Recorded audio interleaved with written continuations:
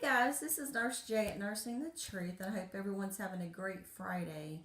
I'm glad it's the end of the week, and it sure is still cold here in the South. And if you guys are in the South and you're watching, bundle up because it sure is cold out there. Well, the last video I had talked about the lies of Jesus and Paul in the New Testament, and I'd left off with the Jesuits and their oath on how to exterminate and just kill people off the whole face of the earth. That was declared by Pope, I believe, Leo the Third. And, the Jesuits are still here today. Because if there weren't, we would not have a Jesuit Pope. Which I'm in no religion anyway. But just to tell you on that. Now, we're going to be talking about a lot of different things today, and especially how the New Testament came about and where the origins are and all this kind of stuff. Now, the oldest manuscript of the New Testament is called the Codex Sinaiticus, and you can look this up in your internet. All you have to do is go to codexsinaiticus.com and it will bring the manuscript up for you. You can put in your chapters, your verses, and then it'll have a translation and you can see it. This was the earliest transcript, and these were the 50 copies that Eusebius put out in the reign of the Constantine era. And the paleographical studies show that this text has undergone numerous corrections. Did you hear that? Numerous corrections. So Mark is the original or the first text of the New Testament. And Mark has underwent numerous corrections. See, they can look this stuff up in ultraviolet light and do ink tests and stuff to kind of see what was first, what was second, okay, that kind of thing. So, and it's funny, guys, because I tried this out myself last night, and I went to that website and I put in Mark chapter 16, 8. And Mark chapter 16, 8 is where the original Mark gospel stops. Did you hear me, guys? Now, in some of your Bibles, it might have in quotation marks or parentheses or whatever that 9 through 20 was added later.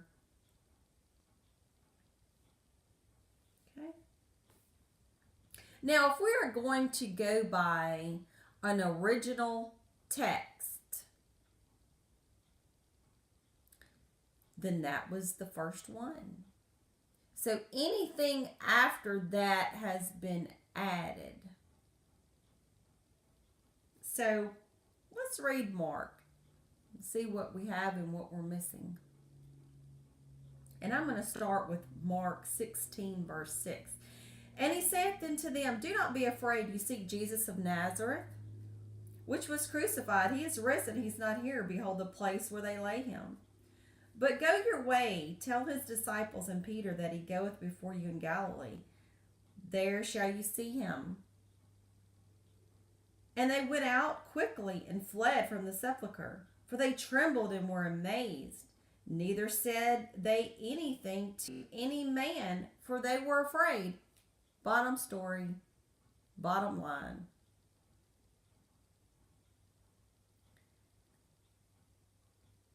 And they went out quickly and fled from the sepulchre, for they trembled and were amazed. Neither said they anything to any man, for they were afraid. Well, if this was your Messiah that you put everything on that was going to be the king of Israel and deliver the people out of the hands of the Romans, wouldn't you be telling everybody? But you see, scholars have said that Matthew, Mark, Luke, and John are not the original writers.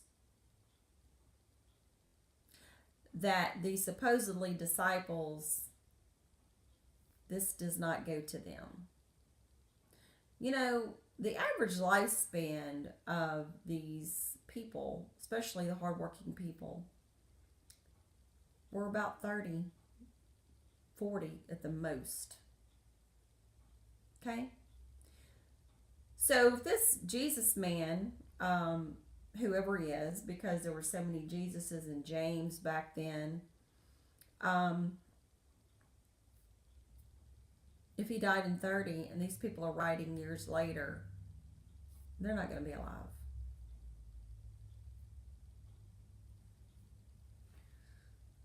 So now you have a problem if Mark is your very first gospel from 9 to 20, because when you get to 15 to 20,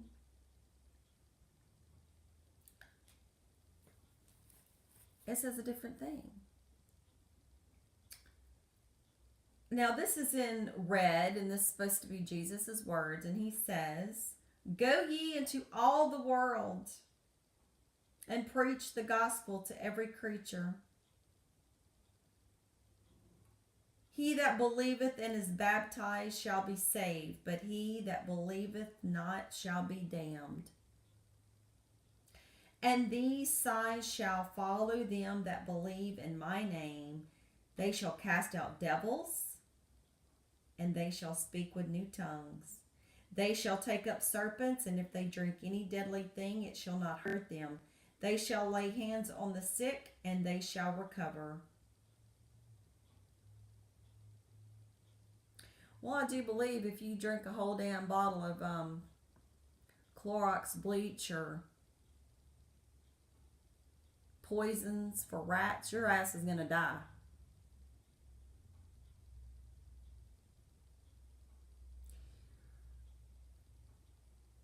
Have you ever laid hands on someone that has cancer, stage 4, breast cancer, and they've healed right there in front of your face?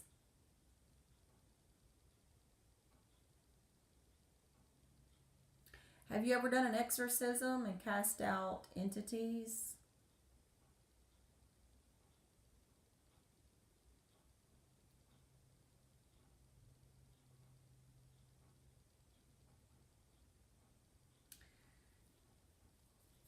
So this work between 9 and 20 was added. See, there's something called the Codex Washingtonanus. Washingtoninianus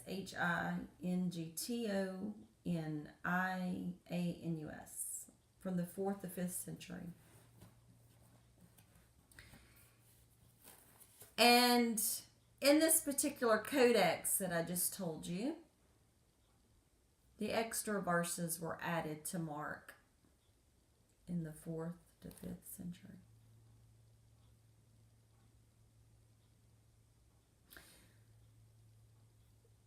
So they had enough time to sprinkle fairy dust on it. Because Matthew and Luke went after Mark as far as taking things out and making it. Because if you put Matthew, Mark, Luke kind of together, like paragraph to paragraph, like I did 2 years ago, it's the same story, but things are different. Players are different. It's like the lie gets bigger and bigger. It's like you don't know what the other hand's doing. Okay? You don't know what scribe had what he put in. And you'd think they'd be smart enough that if they had the original, if they wanted to make some shit up with the other books, they would have the original right beside them so they wouldn't get anything wrong. Don't tell me it's like some damn car wreck like I've heard a preacher tell me before. You get 3 damn other, stories.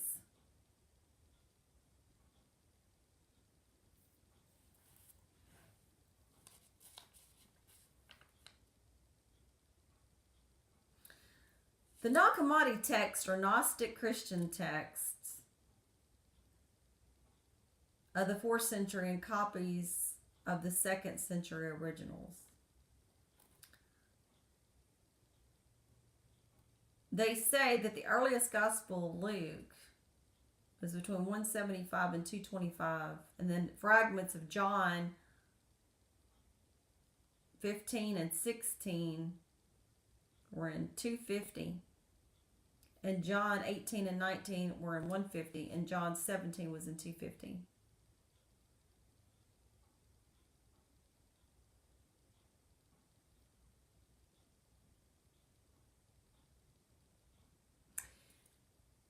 In the 4th century, Christianity became official religion of the Roman Empire.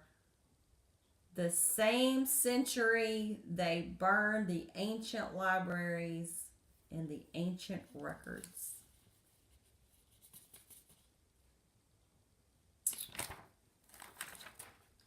Isn't that amazing? How you can burn everything in that time frame to where nobody can get it. Because, see, this is Rome's story.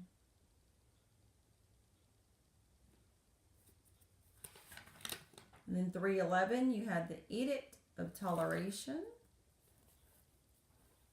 And in 313, you had something called the Edict of Milan.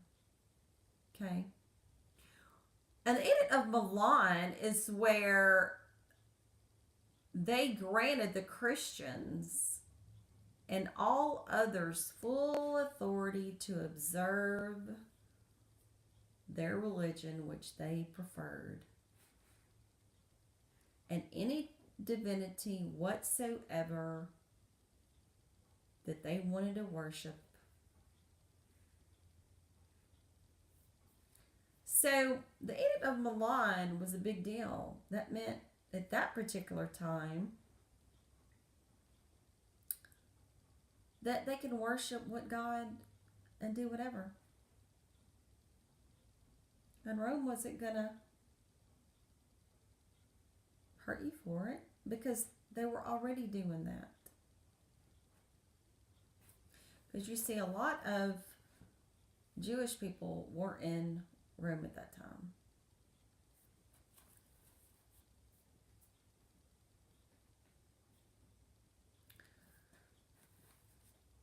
No historical records of Paul. The earliest Pauline epistles that was recorded by Chester Beatty, it says that Ambrose, which lived between 175 and 225 in the 4th century, because I suppose he really got off on Paul epistles, whoever this Paul guy was. He said married people ought to be ashamed of the state in which they live.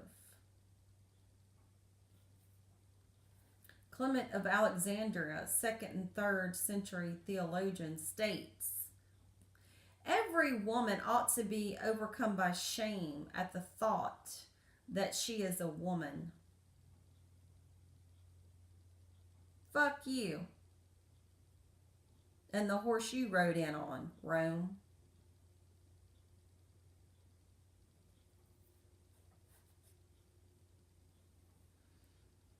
Tertullian of Carthage, excuse me, Tertullian of Carthage, 2nd and 3rd century theologian, father of Latin Christianity. You are the devil's gateway. Because of you, the Son of God had to die.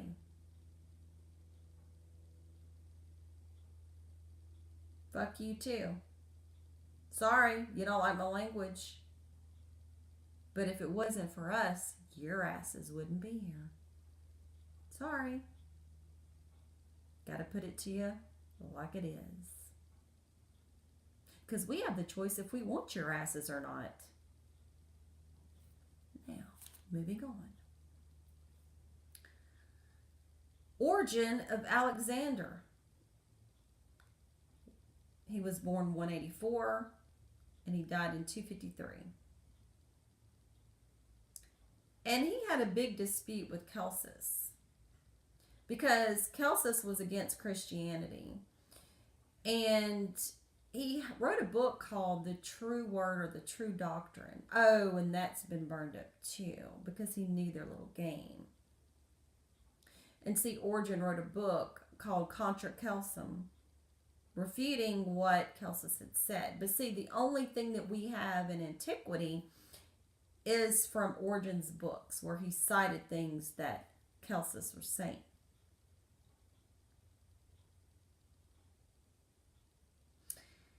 And Origen said, Celsus thinks that the earthquake and the darkness are a fantastic tale. We defended these as well as we could earlier, quoting Phlegon.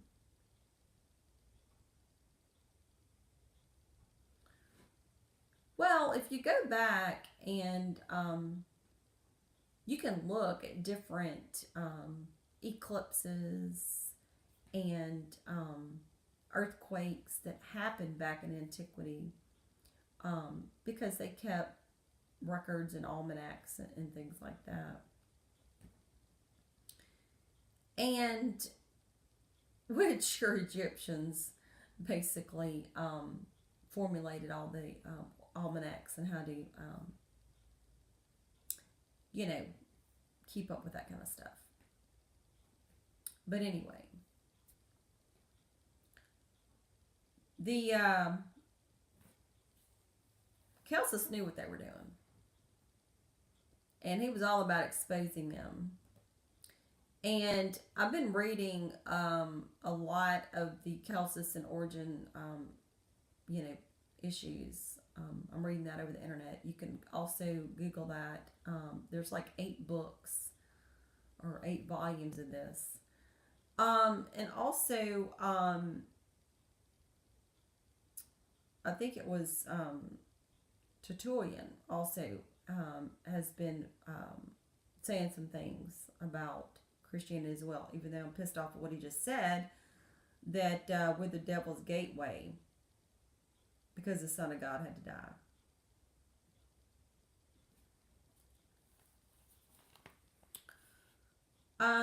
In the Gospel of John, not one time is the disciple John mentioned in Matthew, Mark, or Luke.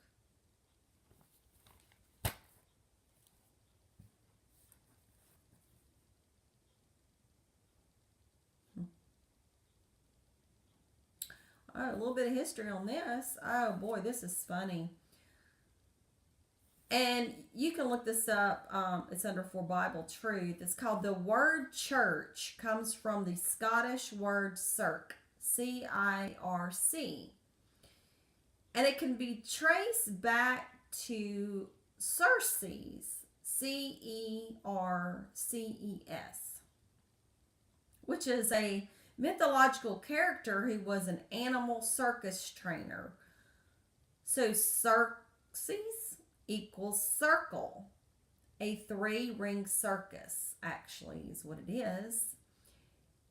And this person, Circe, she captured animals, trained them, and lived off of them. And Xerxes was always pictured as a woman riding on the back of a beast, holding up a cup. This is how the Roman Catholic Church has been portrayed. As in Revelation 17, Circe was a harlot, and she was also to have had an illicit relationship as she was returning home from the Trojan War.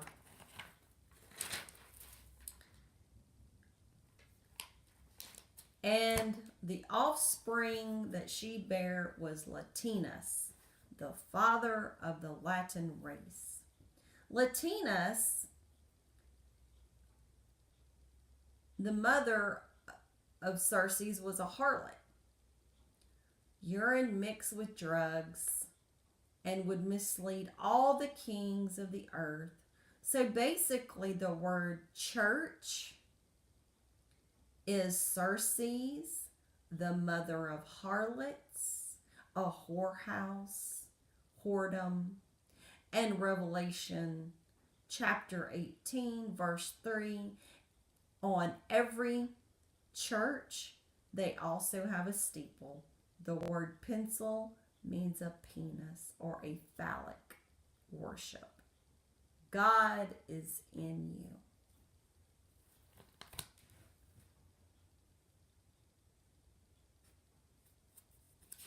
Wow, don't you like to know where words come from?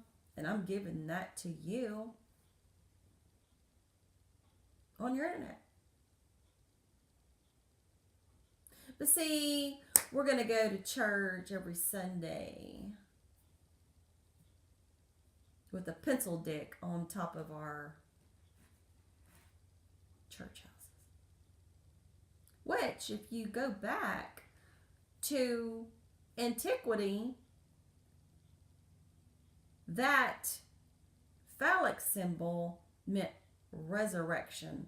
An erection because Osiris had his dick cut off by his brother Set. And Isis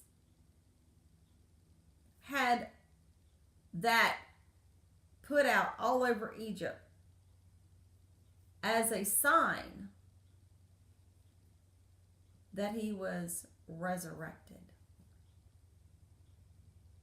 that he came back to life.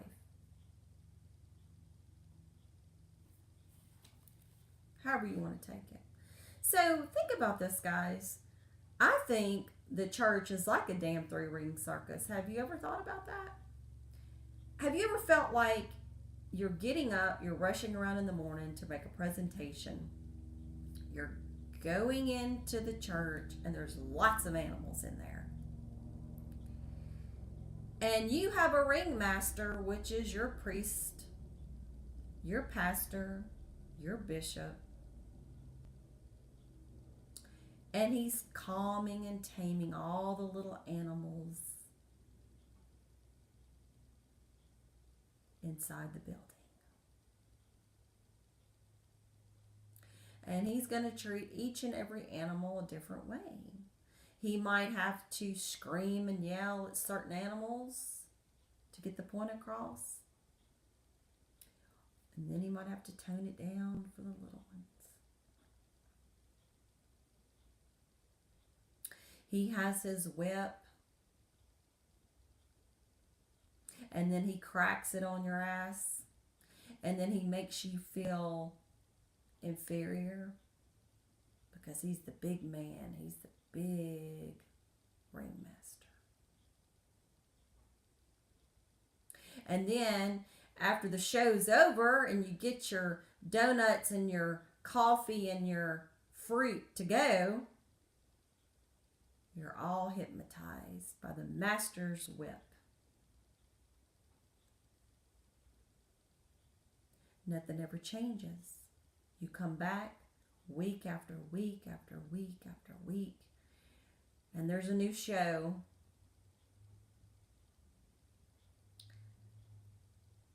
There's another epistle.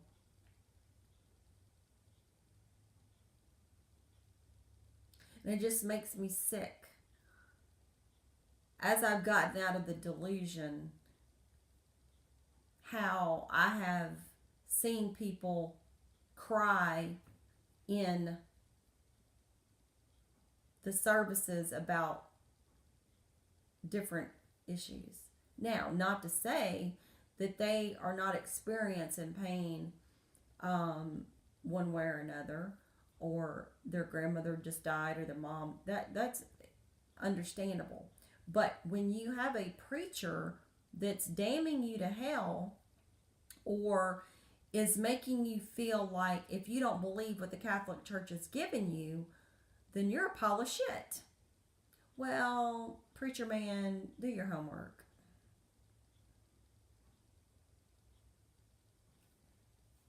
And see, I don't think that anybody wants to mess with me right now in my journey as far as the church people, because if they could see what I see, they could come out of it too. Or some people are just so far down deep that you can't reach them. It's just not their time.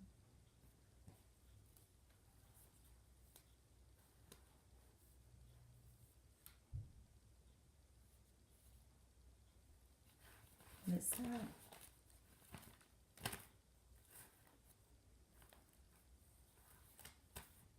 Now, if you want to go to Exodus 20:4 and 5, which I didn't told you about these Anunnaki gods. And I'm going to make a part 2 to the Anunnaki gods in your Bible, and to kind of explain who is married to who and who those players are.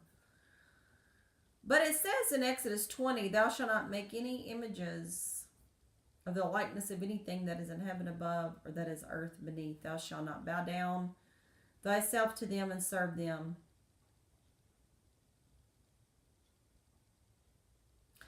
But what is the Catholic Church doing? See, the Old and the New Testament are two totally different things. The new fed off the old. But see, if you go with the new, because they didn't like the Jews, okay, they made this Jesus thing here. Okay. Kissing the feet of Jesus, kissing Mary. Mary, Queen of Heaven, is nothing more than her Sag, Sumerian,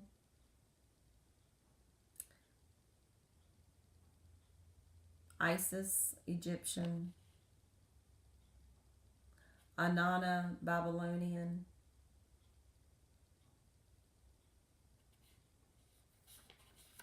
And now they're going to put Mary with the twists.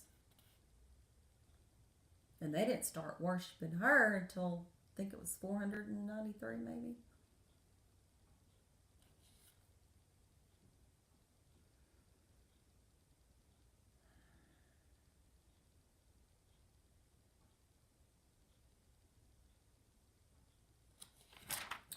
So, you got your players.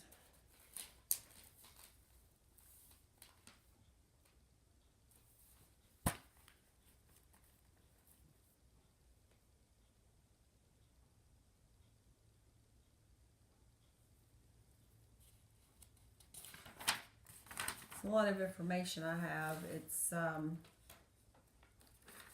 lot.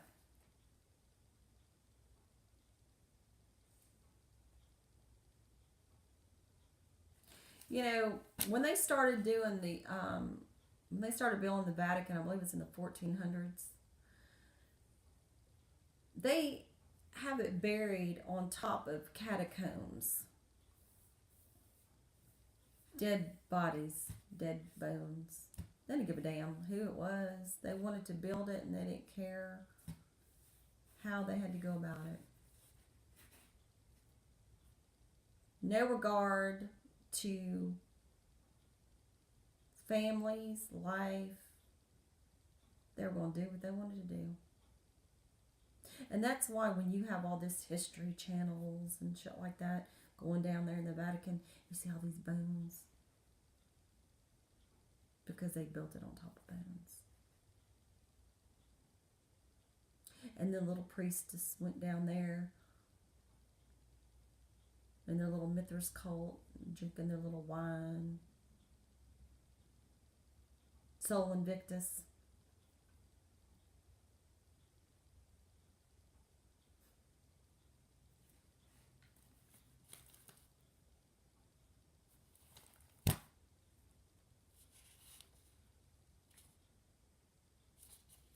Makes me sick.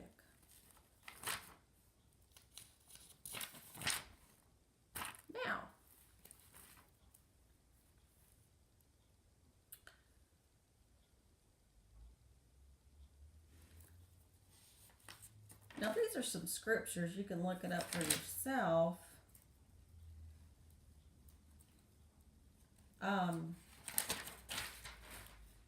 Old Testament scriptures.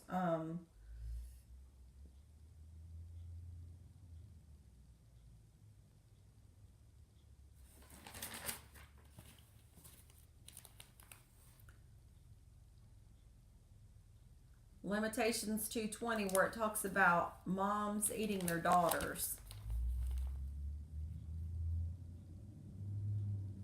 Ezekiel 5:10, fathers eating their sons. Genesis 9:24 and Leviticus 10:3, set fire to them. Exodus 12:29, smite them all dead. Deuteronomy 21:21, stone to death. Joshua 10:36, use the sword to kill them. Nahum 3:10, smash them in the streets. Deuteronomy 32:24, poison them.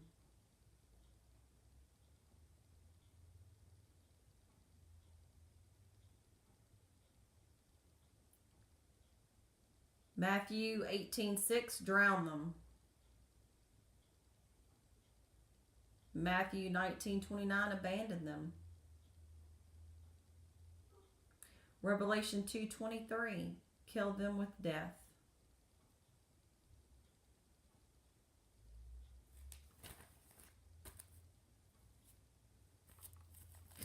You know, that's just some of the scriptures that are just hideous. But there are a lot more. And y'all, there are so many scriptures that they're just totally sick.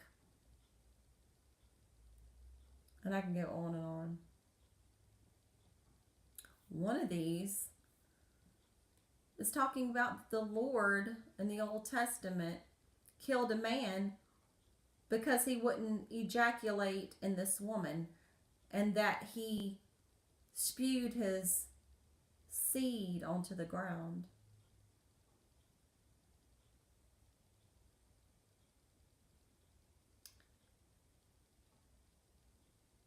Or what about in Ezekiel, I believe, when they were making fun of Elijah, when these children were making fun of Elijah, the Lord sent out bears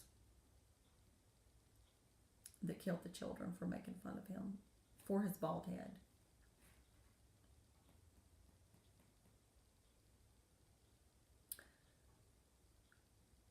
Or what about, in Psalms 137?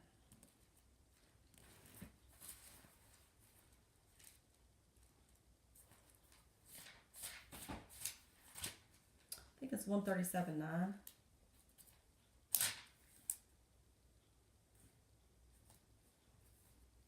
Oh,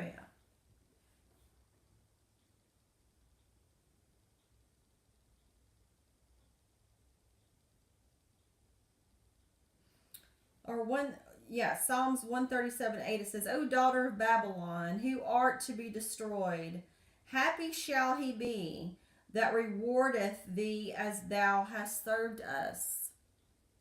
Happy shall he be that taketh and dasheth thy little ones against the stones.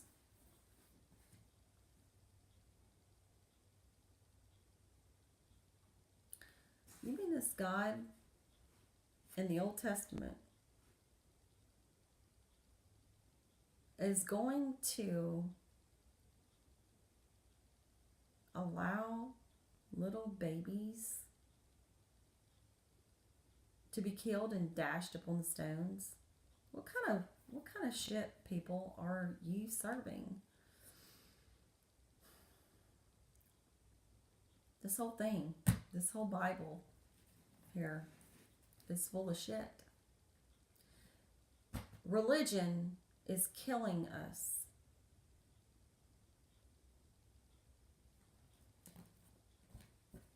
Religion is keeping humanity in a box from whatever entities of whatever back from antiquity has made this.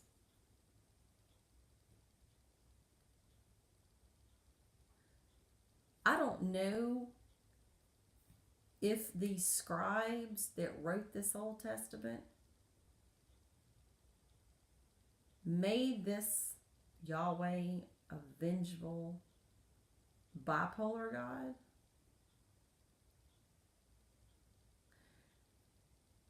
But evidently, guys, if a God is going to change his mind like this, back and forth, kill, love, kill, love, kill, love, kill, that ain't normal.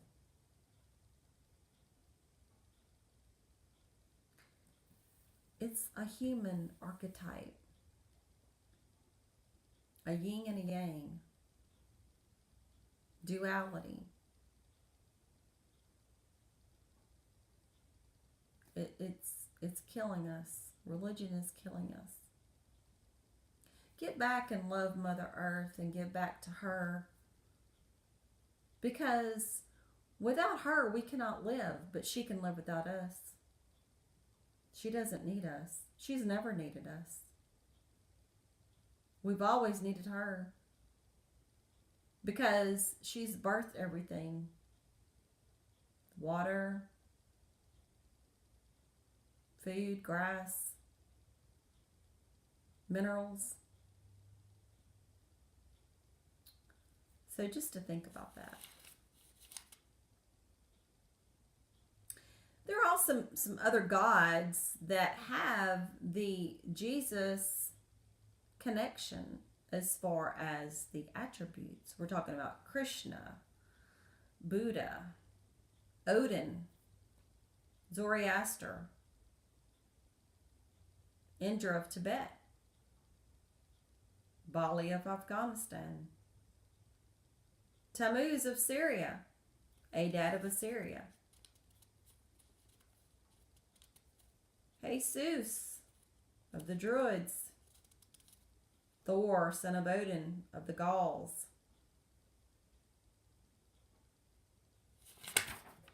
Prometheus and the Caucasus Mountains. Read about Prometheus.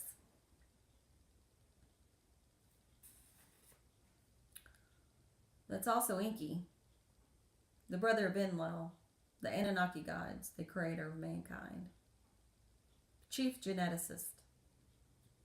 And when Zeus found out that Prometheus was making hybrids in the Caucasus Mountains, he chained his ass up and was mad.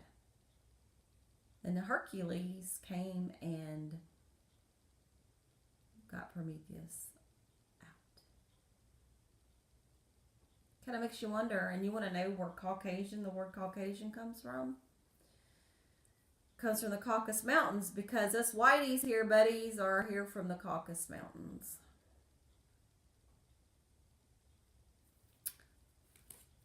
So is everything a myth, or is it truth?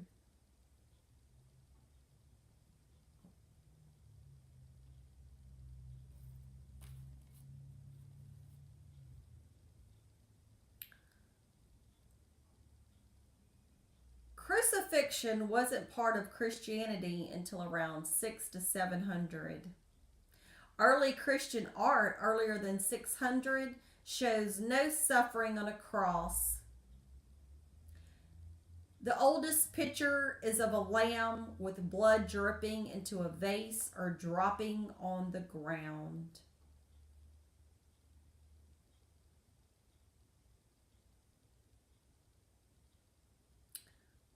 You can find this on the internet.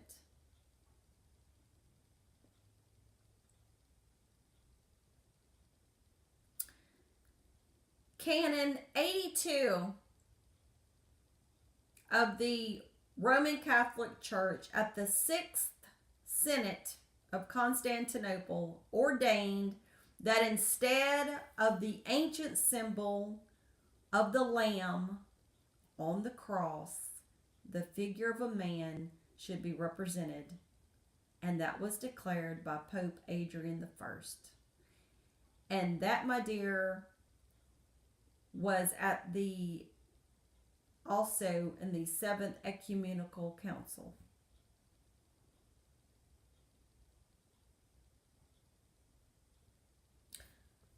So,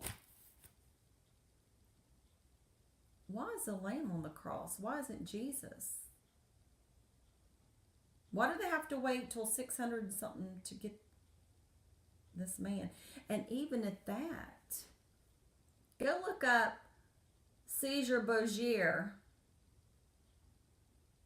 Do your homework.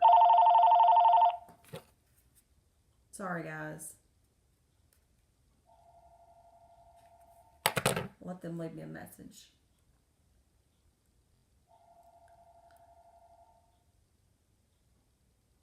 Even at that,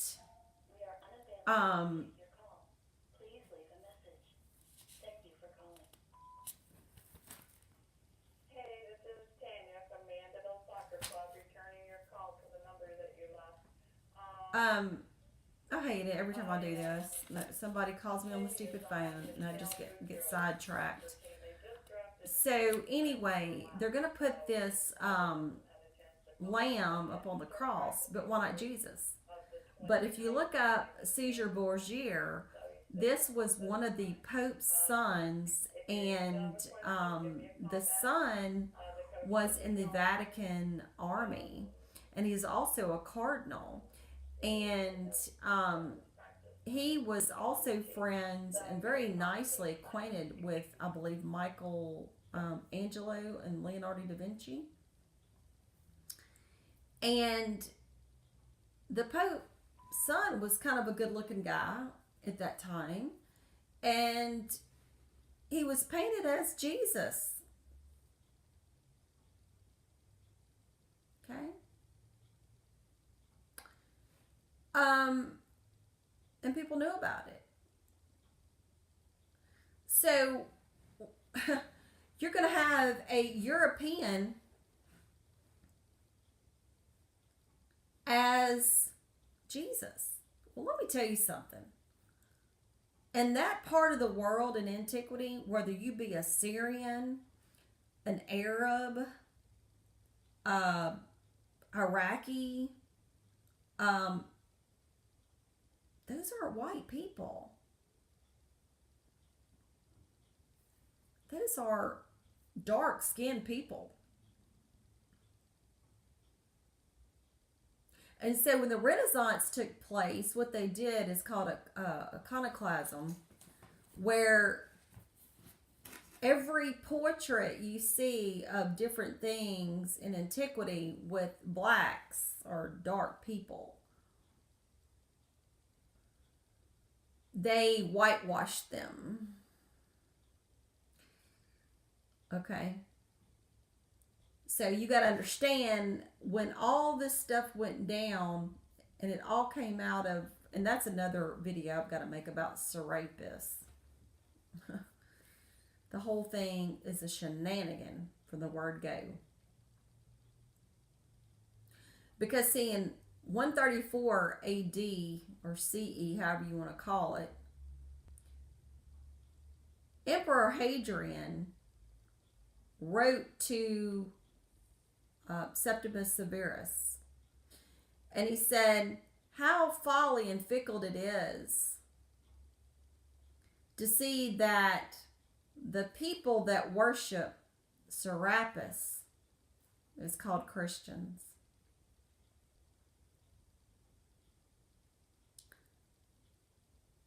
Serapis was an Egyptian god made up of the Apis bull, which was of Ptolemy the First. See, Ptolemy the First called the Savior. And when Greek came in 332 under Alexander, when he died, his general became the first Greek pharaoh of Egypt. And that's your Ptolemaic line, where your Cleopatra comes from. Cleopatra the Seventh, which was the last reigning pharaoh of Egypt. And they weren't down with that because they were already worshiping their own Egyptian gods of antiquity like Osiris, Thoth, Isis, Horus, Set, all that. And these are blacks. And so you have this white dude coming in saying, you're going to worship me. And they go, hell no, we're not. He goes, yes, you are. And so he was slicing and dicing, cutting people's heads off and shit. And so finally, they got a hold of some black Egyptians, Malachite Egyptians. There were two types of Egyptian priesthoods, Malachite and another one that started with the M. I'll get that information. Just kind of give you a little backdrop. And they pretty much said, you're going to go along with the program, and this is what you're going to do, and this is how we're going to play this. And that's how you got your Egyptian Coptic Greek church. And that's why you still have these Coptic churches in Egypt today, because of that. And this Serapis Savior had a crown, and there was busts all over Egypt and the Mediterranean, and they were called Serapeum temples for Serapis.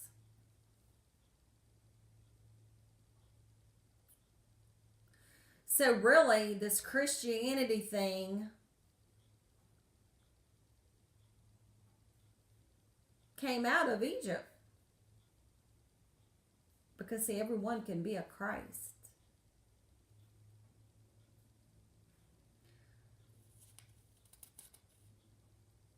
There's also different covenants, the Ark of the Covenants.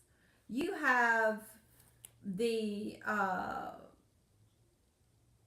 Egyptian Ark, the Egypt Ark of the Law. They have a covenant. And actually, their covenant is also, I believe, in one of the museums where their laws are kept. Familiar? Hindus have an Ark of the Arga, A-R-G-A, and the Greeks have the Ark of the Cesta, or Cestor.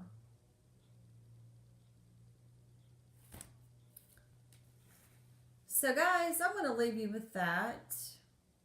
We've had a great show today, and I'm going to pick it up hopefully this weekend about, the end time prophecies.